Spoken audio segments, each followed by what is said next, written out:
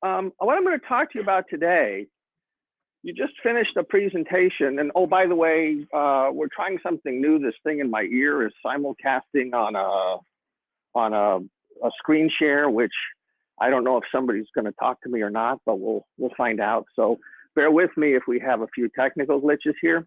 What I want to talk to you about today is a proposal that's coming forward to you that is really being driven by what's happening in our program overall across the country. And because we just finished a session on AYSO philosophies and principles and how they apply, this part of the program today is about everyone plays, meaning all of you get to have some input into what we do and how we do it. And I really would like this.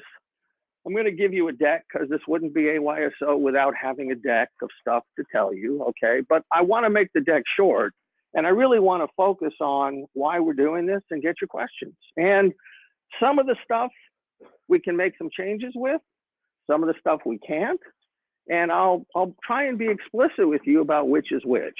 So there are two. Let's just get into it. I'll spend a few minutes, and if I get any questions in my ear, and for those of you that have questions, I'm going to have to repeat them because I guess we're recording this too. So I guess my microphone is in my ear, and it's the only one that is going to record.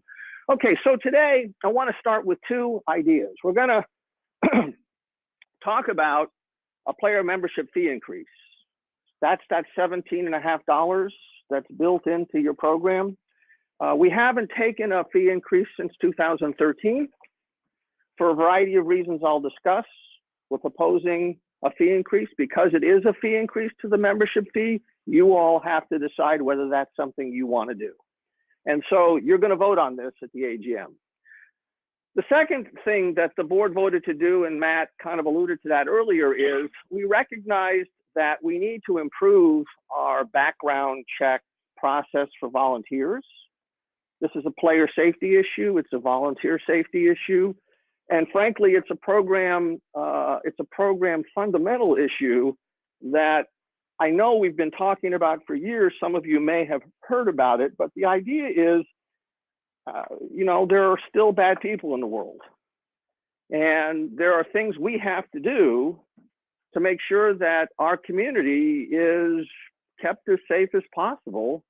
And that means taking up the standard by which we do our background checks, which coincidentally costs more money.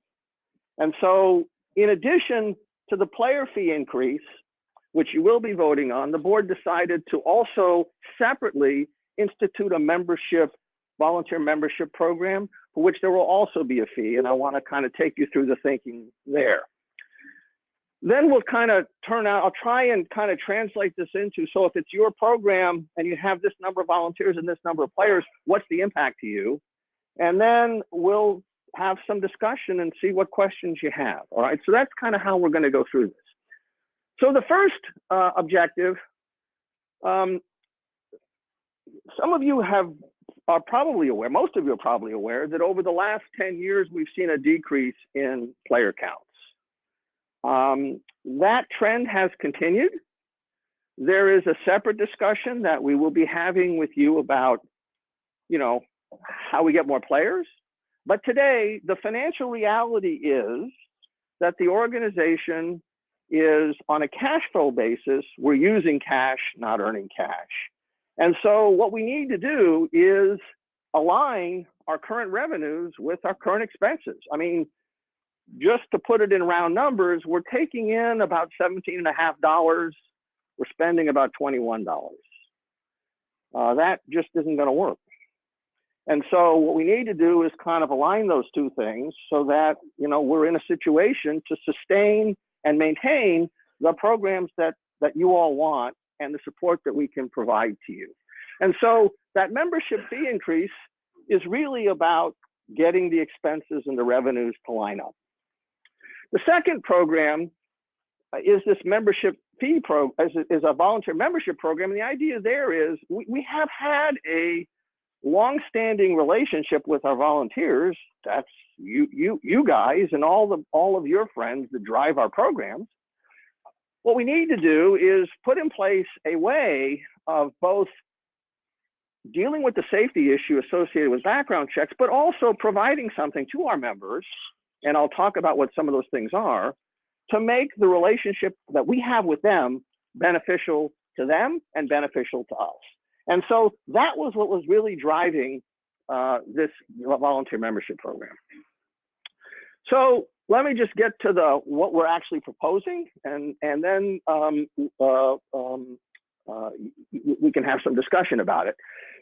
So right now, the membership fee for players, the player fee, is about $17.50. We're going to increase that. We're proposing to increase that to $20. All right.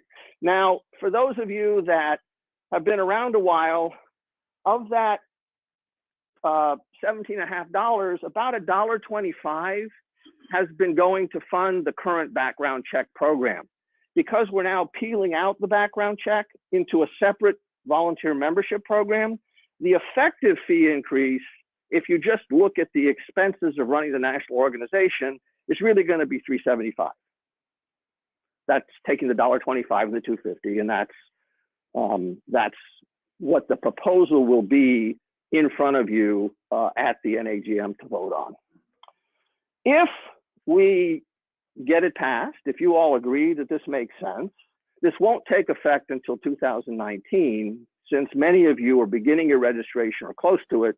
We can't burden you with kind of the confusion that would cause. So we've had to make a number of adjustments in the 2018 national office budget because we knew that it wouldn't be fair to impose a fee increase right now. And so, you know, we think we can get by another year, but 2019 will be when this will take effect. All right. On the volunteer membership program, the idea there is 3 components at the outset. The first one is we're going to go to level 2 background checks. Level 2 background checks, for those of you that don't know what they are, involve more local community checks, and we can get into the details of that if you wish. We're also going to, as an incentive here, we're going to actually include access to AYSOU for volunteers that register. So instead of paying the separate fee with the voucher and all that stuff that most of you have told me how much you like, we're going to actually make as a benefit, give volunteers actual access to the training materials without having to worry about all the nonsense we have to go through now. So we think that should be pretty well received. And in addition to that, we're looking at some other things, but we still are working through the details of that. And by the way, to the extent that you have any suggestions about other benefits that would be of use to you or to your volunteers to help manage your program, I'd like to hear them. The cost of doing this is going to be about $25 per year per volunteer. And I'll tell you how that breaks out. So the way that breaks out is the actual background check for level 2 is about a little over $15. In addition to that, we have to make a number of system changes to our to the registration system, to the system that does the background checks to make all that stuff integrate.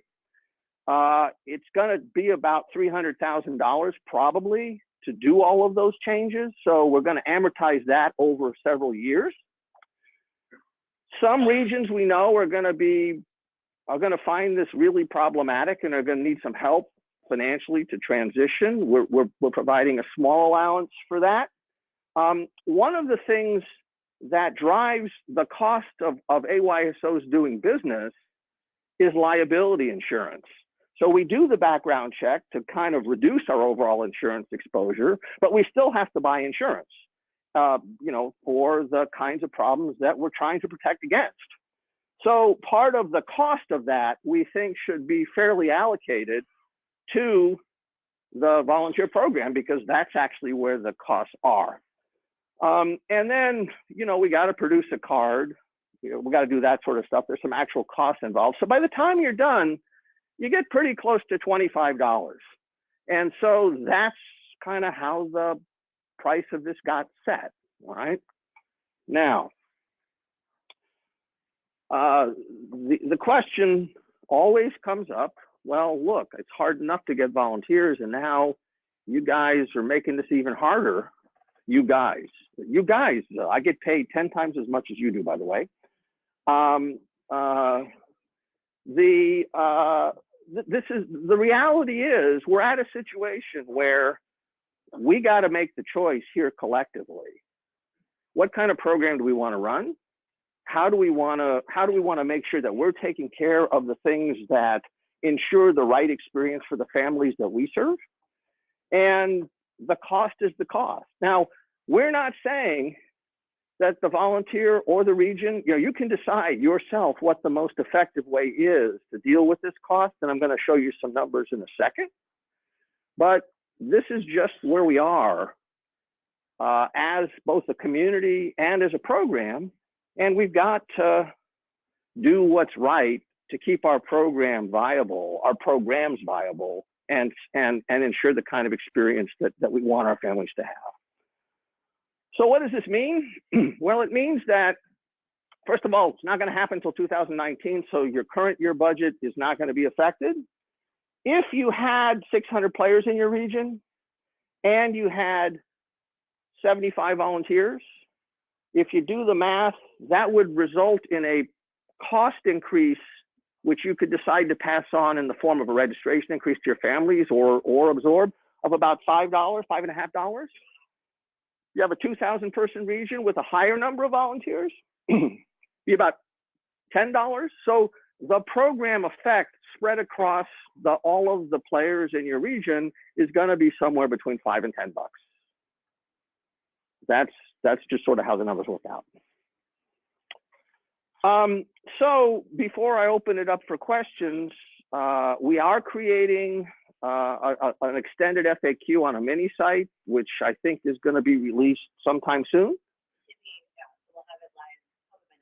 Okay, so within a week or so, we'll make this presentation available for you to send to your board. We're also doing, I think, about 12 more of these webinars, conveniently spaced across the time, so that, and they're open to anyone that wants to attend. We're willing to take the questions. We're willing to have the discussion. At the AGM on Friday morning, as Matt said, I and others involved in this will be happy to take additional questions. This is just kind of what the facts are. You guys have to decide if this is right. But from our point of view, as we've looked at all the options, we think that this is the minimum that it makes sense to do, and also positions us to strengthen our program to keep them competitive with everything else. All right. And with that, we also have a questions@ayso.org email alias. They come to me, they come to Rick Buttigieg, they come to Randy, they come to Yvonne, to Scott. So there's a bunch of us that are seeing these as they come across. We'll do what we can to provide clarity so it's clear what's on the table and what we're offering. And with that, let me see if there are questions. Have there been efforts made to find a national corporate sponsor that could help offset these expenses? And, or are we just going out and purchasing background check retail? Great question. The question was, what have we done to look for sponsors? And in addition to that, are we just purchasing the background checks retail? So we do have some sponsorship revenue. And the challenge with sponsors and sponsorships is they don't tend to be sustainably reliable from a cash flow perspective. And the reason for that, I mean, Yvonne can talk about this in more length because this is what she does in her day job all day long. But the fundamental issue is getting someone to completely underwrite it is probably not in the cards. Now, we did look at what can we do to reduce the cost. And in fact, we have been able to negotiate down the cost. We started at something close to $18 and now we're down to $15. So we aren't paying the retail price. This issue around background checks, though, is very complicated. And I can go through as much of the detail as you'd like, but suffice it to say that background checking tends to be a local issue. That is, there are many different municipalities that govern the records, and you've got to go to each one depending on who you're background checking. and the costs tend to vary quite widely. And so when you decide to undertake background checks, there are multiple ways you can do it. The decision that we've made is to try and go to the local level as much as possible and do the most, I'll say, rigorous background check that we can within reason, okay? So getting a background check supplier who can, you know, give us a constant stream of, hey, if somebody gets arrested after we do the background check, it'd be nice to know, right? Not all background check services do that. So by the time you kind of go through all the investigation, look at all the different suppliers, you know, you got to sort of make a judgment call about what that number is. We're not paying retail, but it's not the, you know, it's not the cheapest date either. A follow-up on that, what about those of us that are like on live scan for some of my others and other teachers in the room, and those are paid through other channels? Is there going to be a way, or can we piggyback on that so we're not absorbing, or can we not have those costs? Right. So the question is, how about LifeScan, and why, you know, can we actually make the credential available, or not have to do multiple background checks for people to get another background check?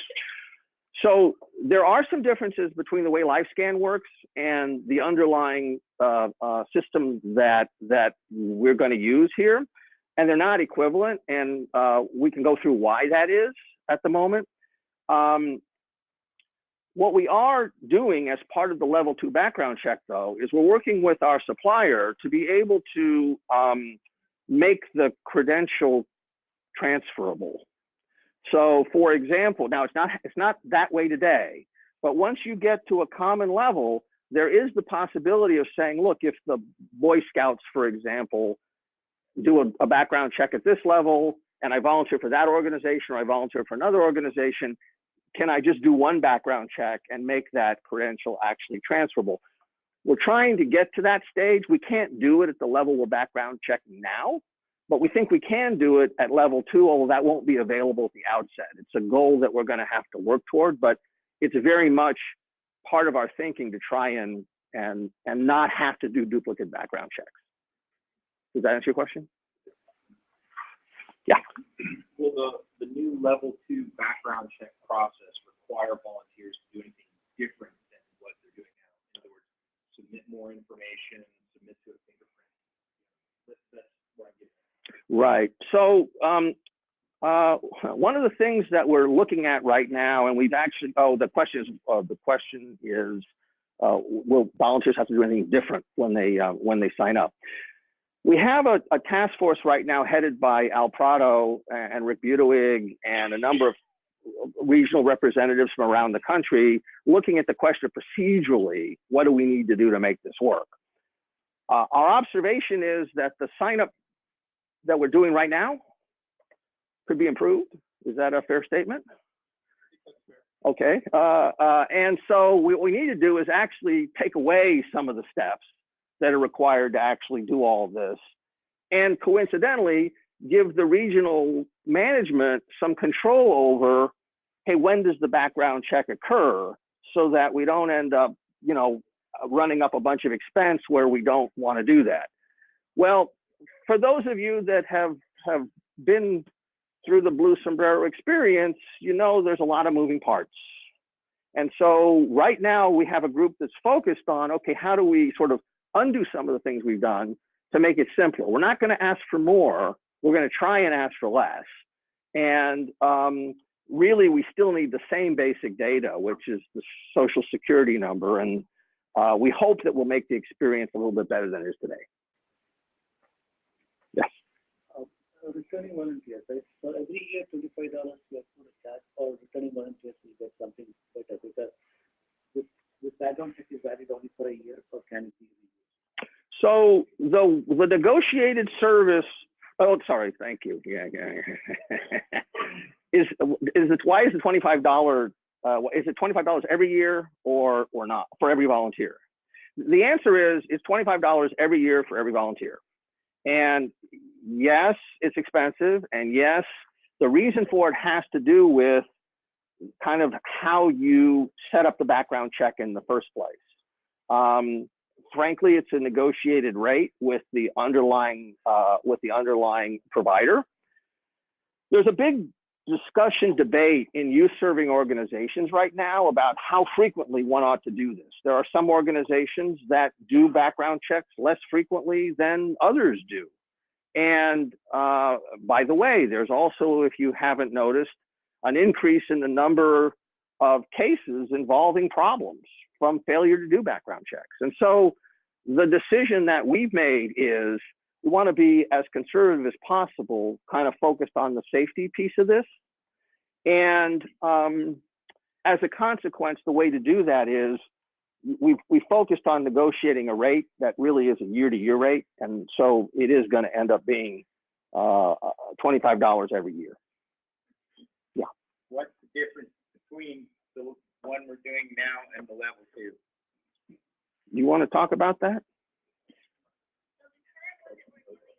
Oh, sorry. The question is, what's the difference between level 1 and level 2? Yeah.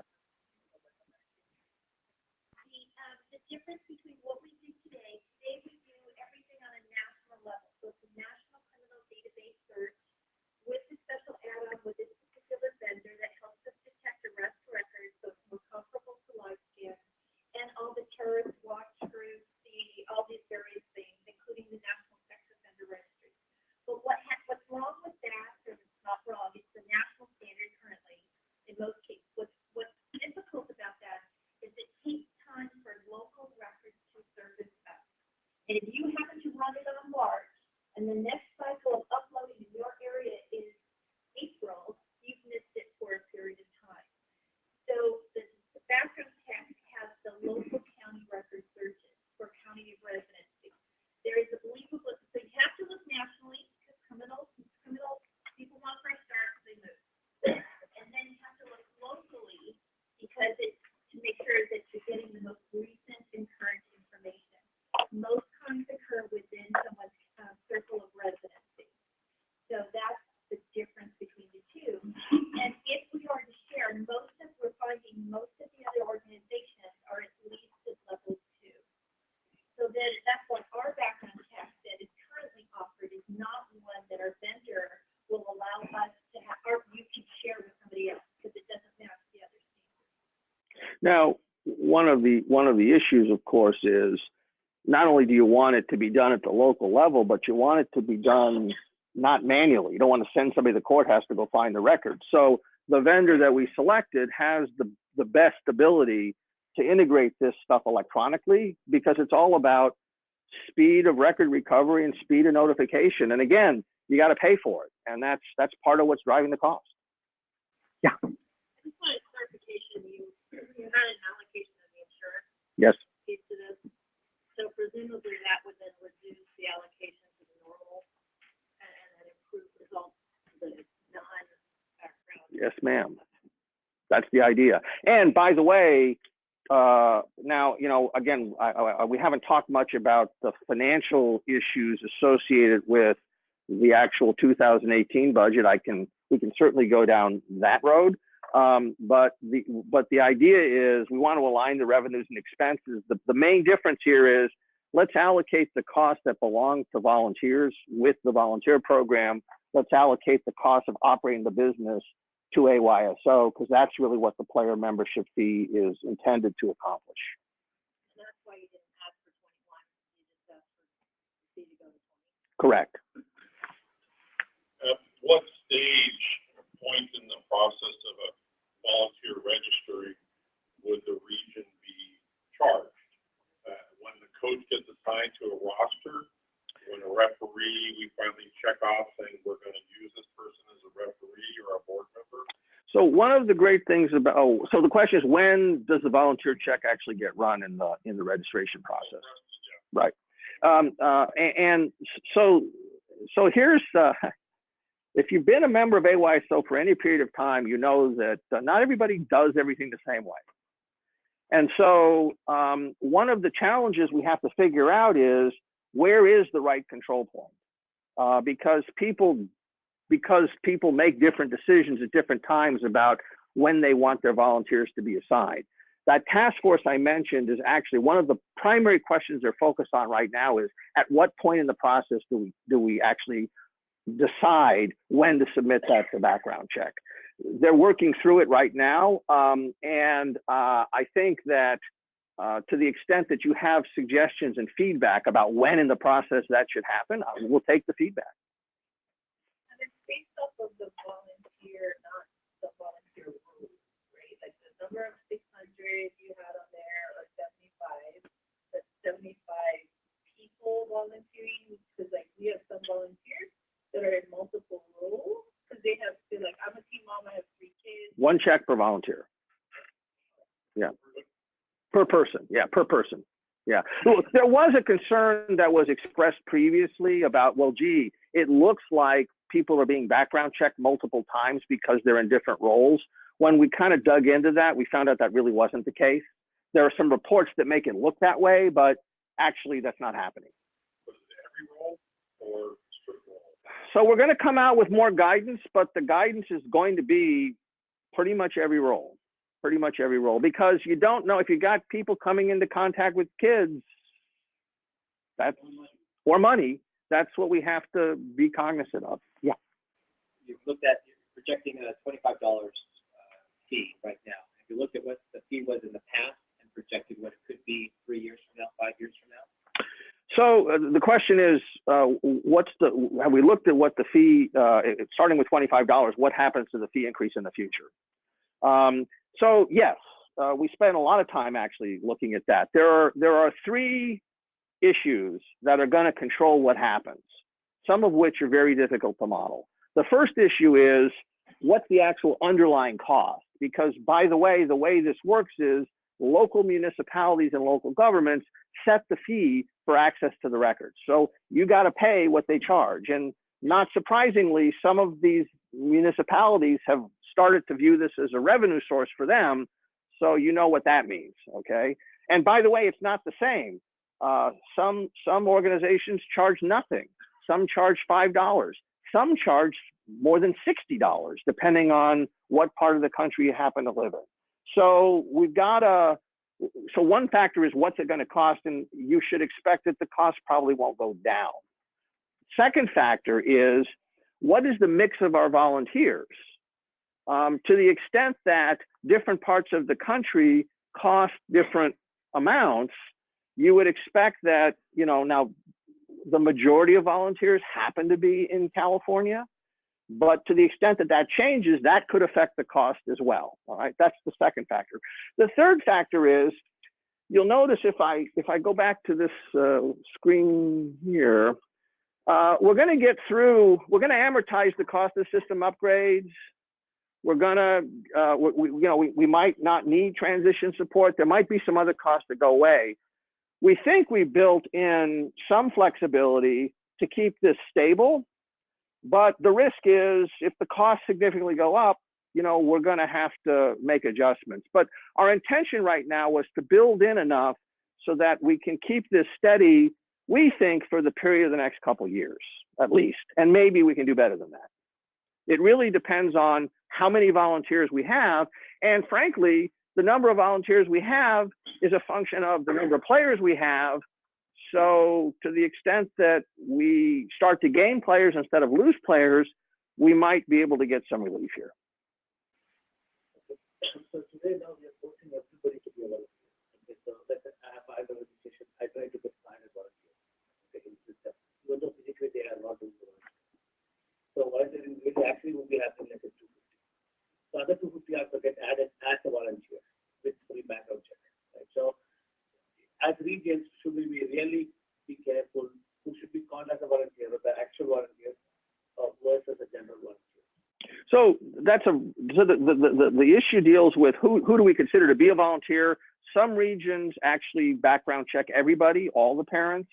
I think that you can still continue to do that, but the cost obviously is going to be quite substantial. So we'll provide some guidance for this, but I think each region and each program is going to have to decide, how many volunteers are they going to actually put in the roles where we treat them as a volunteer and background check them. That's absolutely right. Yes. So I would ask, so when you're and they're registering online, and they click that button that they want to be a volunteer, right? And then they apply for, they apply for that volunteer. That's automatically going to assess that fee, correct? And then what if there's no follow-up from them? And what if it's not going to assess the fee automatically? So they're placed in a role by someone in Blue Sombrero. So we have to physically place them in that role before that fee is assigned. So the question is, again, operationally, what are the details of when the background check actually gets fired? As I said, there's a group, the way it's happening today, we're automatically submitting the record, okay? We know that's not gonna work. We have to kind of look at some alternatives for that. That's what the work group that I mentioned is now studying. I think we just haven't defined yet exactly how that's gonna work, but we know that just firing it as soon as somebody says, I want to volunteer, is probably not gonna work. Yeah. And I think your volunteer number may increase as well, because after we form teams, the teams then, okay, who's our team parents, who's going to line fields, and you need to go back and get them to go into the system and register as a volunteer for that specific role, when maybe they hadn't done that in the past. And so the volunteer numbers may increase, so obviously to continue with the background check on them as well. You could very well be right. I mean, as I say, there's a lot of moving parts here. You can kind of see that there's some judgment involved. The goal here was to try and be reasonable and not have to come back to you a year from now and say, oh, by the way, now it's $30, because that just doesn't fly for anybody. We know that. Other questions? Yes. How does an area or a section staff process this fee then? They don't have players registering. Right. So the question is, who's gonna pay the volunteer fee for the section and area staff? By the way, one other thing I learned in going through this process, and I'll answer your question directly. One thing I learned when we went through the process of sort of figuring this out, Verified Volunteer, who is our supplier for this, with other youth serving organizations, have found that if you give a volunteer the option of checking a box saying, I'll pay for it personally, what they find it, because I want to defray the cost for my organization, what they have found is about 40% of volunteers will pay for it themselves. Yeah, which is kind of interesting. Now, look, your mileage will probably vary, okay? But that's what they found, all right? So one option, of course, and we're looking at that, is to preserve at least the ability for the volunteer to absorb the cost themselves if they're willing to do that. Now, with respect to the section and area staff, we are going to have to identify who's going to pay for it. That's going to be determined in large cases by the program itself. Some sections and areas assess their regions. Some have the volunteers go and sign up in their region. Again, it's going to be a function of what the local program decides from a policy perspective they want to do. Will it track if I volunteer in my region, but then also fill out a volunteer form for my area or section? Will the system then be allowed to say, hey, I did your background check for this calendar year, you're good? Does the system know if you move volunteer roles to other organizations, whether you've already paid your fee? The answer is yes. Yeah. So the ratio which you showed, like kind of 300, 600 to 75 kind of. So this whole calculation is based on those numbers, or let's say I have more volunteers from the ratio perspective. Would my cost come down? Well, the cost is fixed. The cost per volunteer is fixed here. It's $25. So whichever volunteers you add, you're going to pay $25 for them. So actually, in the case that you're describing, if the number of volunteers go up, the absolute cost would go up. And so this is an important point, because some of your regions, the ratio of volunteers to players tend to vary pretty widely across regions. And so if you have, that's why, by the way, it doesn't seem intuitively obvious, perhaps, but larger regions tend to have a higher volunteer to player ratio, And as a consequence, their cost is actually higher than a region that might be smaller but has fewer volunteers to players. It's not intuitively obvious. And in fact, one of the things that was very interesting to me as we kind of looked at this was right now under the current scheme, the smaller regions are actually subsidizing the larger regions, which is kind of odd, but that's sort of one of the weird side effects. So, two good questions. The first one, so would there be an option in the system for volunteers to pay or for the region to pay for them? So the question is there an option for the region to pay or the volunteer to pay? And the answer is yes. We're planning to make it a policy decision by the region. If the region says we're going to pay for it, and by the way, the way we're going to manage that, it looks very promising right now that we'll be able to implement, for those of you that know what corporate purchasing cards are, we should be able to actually get a corporate purchasing card available to the region. So if the region says, I want to pay for this for the volunteers, that's how the transaction will take place. So there's no billing, there's no accounts receivable. I mean, we're going to try and do this the right way. That's part of the goal here. If the region decides they want to pass the cost directly on to the volunteer, they can do that as well. Yeah. And then the other part, maybe I missed the answer, and I'm sorry if I did, about the transferring of the information. So as an example, I coach the high school every year, and I'm a contractor. So we do a contract every year, and I'm a higher level of background check. So I pay $67 every year, and I get 72 this year, and I get finger 20 and everything. Yes.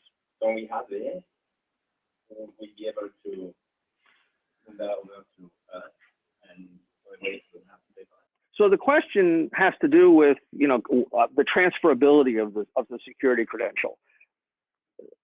We believe it will be possible to allow that to happen. Now, it's going to depend on what jurisdiction you're in and what the other organizations are in. So there's some work that has to be done there, but we think we have a pathway to do that.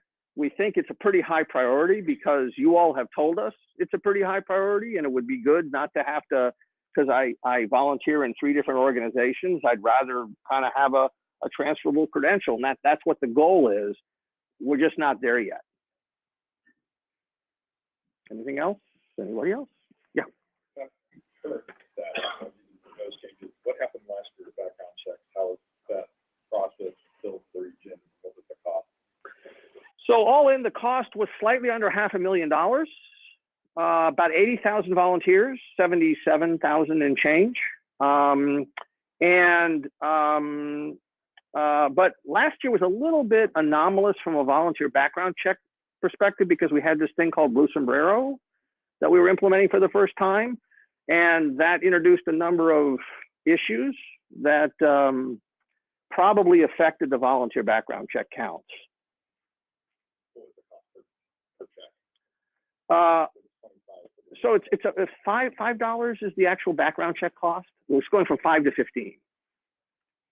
Yeah. So getting that additional level of automated local check raises the price by about $10, and that's really where the majority of the cost is here. Yeah. Are you concerned that this is going to discourage people from volunteering officially and instead just going to do it under the radar? Call themselves assistant coach and not actually do it, and maybe even some RCs not pushing them to do it because they know it's going to be a cost to their region. The question is, are we worried about volunteers not signing up for this or regions having incentives not to sign their volunteers up because of the cost? Yes, I would say we are concerned about it. And that's one of the reasons why we're having this discussion with you, because really you're going to be, for the large part, the enforcement arm for this. I mean, you guys have to decide this is important in your programs. And you have to be the ones that are going to get people to sign up. I mean, all we can do is make it easier to do, but the costs are what the costs are. And we are going to monitor it to the extent we can. But look, you don't want the national office to be the enforcement police, right? You want to run your program the way it makes sense for you to run the program. And it would seem to me that part of running your program is you want to make sure that the kids are as safe as possible. So that ought to be the incentive, even though it's going to be more costly, no question. I think you addressed it, you said you're working on it. Assuming that most regions, at least ours, would absorb the cost of volunteer check, we just want to make sure the trigger point is on our side of the fence. Right, you want some control over, the question has to do with control over when we do the background check. We know that, we've heard it loud and clear. We believe that you ought to have control over the ability to do that. The challenge, quite honestly, is again going back to the fact that different regions do stuff different ways. How do we come up with something that works for the big majority of programs without making it super onerous for others? And that's what we're trying to work out right now. I wish I could tell you it was a slam dunk, easy to do, but it's not. I love the first time I've heard you guys taking the voucher program away from the AOI, so you love that. You like that part? Yeah. But I just love it. Don't give it to me over here on the phone. No, we're not going to do that. And actually, that was the whole idea with the idea of the purchasing card, because by the way, purchasing card comes in, you have it, it's seamless. There's no more, okay, find a voucher, go send it out, have them cap. I mean, all that goes away, which we think would be a big plus. I assume you do too, yeah. You said that this is going to affect next 2019. Is there going to be something coming out beforehand, or are they going to wait? I mean, so we can try it out, or are they going to just come out on our next March and here you go?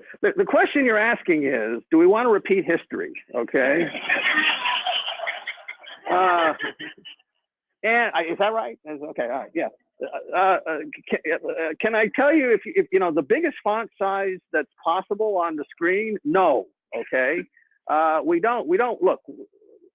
Lesson learned. Okay. And the reality is, and that's one of the reasons why this isn't going to happen before 2019, because we got to design it, we got to code it, we got to test it, we got to actually make sure it works. And by the way, believe it or not, we actually understand that there are certain windows where it's impossible for you to do any of this, okay? So we've got to line this up against registration windows that make sense. I mean, the good news about all the stuff we went through last year is that people actually learned something, okay?